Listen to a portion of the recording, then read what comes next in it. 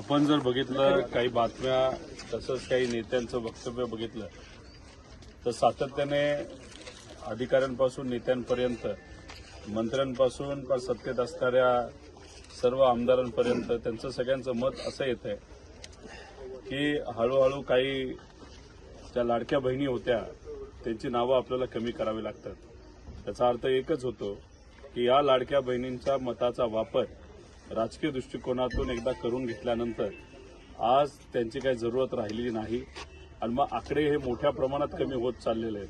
कदाचित पुढच्या 2-3 वर्षामध्ये आपल्या सगळ्यांना जाणवेल की जेवढ्या महिलांना मदत ही सरकारने इलेक्शन पूर्वी दिली होती आणि मदत देत असताना 1 महिन्याचं सोडावं इलेक्शन बघून 2-2, 3-3 महिन्याचे एकसाथ पैसे त्यांनी दिले आणि आता मात्र पैसे देण्याच्या बाबतीत ते दुजाभाव कुठेतरी करतायत.